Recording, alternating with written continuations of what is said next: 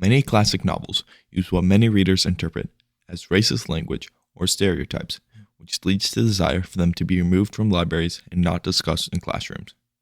While the complaint that some works of literature propagate harmful rhetoric about minorities is valid in some instances, does this mean that these views should not be talked about?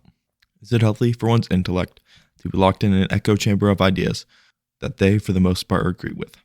The Adventures of Huckleberry Finn, written by Mark Twain, is often banned, or its removal from the curriculum in public libraries is discussed. This is because many consider its depiction of an escaped slave as stupid and superstitious.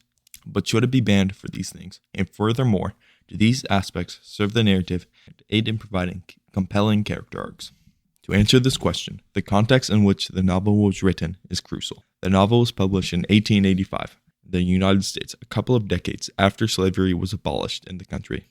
Despite this, segregation was common in America, with Jim Crow laws dividing African Americans from whites, and there was a general sense of animosity between the groups. Jim, the escaped slave from the novel, is portrayed as dumb and brutish, the stereotypical depiction of black people during that time. But this portrait does not reflect Twain's views on African Americans. Rather, it is used to draw a racist into the character and the novel. The protagonist/narrator of the novel, Huck Finn, is meant to show the reader the world through the eyes of a child and help the reader empathize with Jim. Throughout the novel, Jim shows the complexities of his character and why the reader should sympathize with him. Jim runs away because of murmurs that he will be sold off and separated from his family. This moment and his interactions with Huck Finn are meant to humanize him, specifically to potentially racist readers. When Huck and Jim raft crashes in the fog, Huck lies, attempting not to worry Jim. He holds out, and Huck sympathizes with him and apologizes. Another key moment for Huck is when, because of people he let on the raft, Jim is arrested for being an escaped slave. You, the reader, are meant to acknowledge Jim's humanity at this moment. At the end of the novel, Huck's friend gets shot, and despite being a runaway slave, Jim, caring about him, takes him to a doctor, knowing that means he will be returned to bondage. This moment is designed to make the readers respect Jim's character. Note that throughout the novel, derogatory language is used to describe Jim, which is why the novel is often considered racist. But this is used to eventually counter racist ideology in the end, as I have just described. Should the novel be banned because of its supposed racism on its surface? I don't think so, for many reasons. For one, it is an incredible book and considered one of America's best contributions to the realm of literature. It offers compelling characters to the likes of Jim and Huck.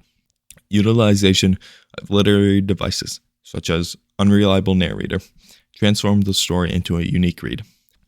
The real reason this book and others should not be banned is that for a free society to function at its highest capacity, ideas must be strengthened and challenged to allow for the greatest ideas to shine through. For non-racist readers, it strengthens your view on the equality of human beings, and if you are racist, it challenges your view of humanity. If you are enjoying this video, consider liking and subscribing, because chances are, if you're watching this video, you're probably not subscribed, so please do that, as it will help the channel out a lot. Also, leave a comment if you have any book recommendations. Other novels are banned for being supposedly racist as well, such as To Kill a Mockingbird and Uncle Tom's Cabin. These novels, in the end, are anti-racist and speak out against prejudice. The curious thing about book banning is that it is not a partisan issue.